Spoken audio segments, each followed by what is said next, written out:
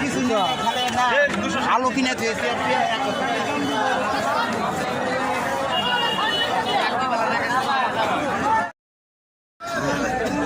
এটা লোকাল না, এগুলা ছোট বড় এই সাইজে যাবে, আবার হাইব্রিড নিলে এক সাইজে।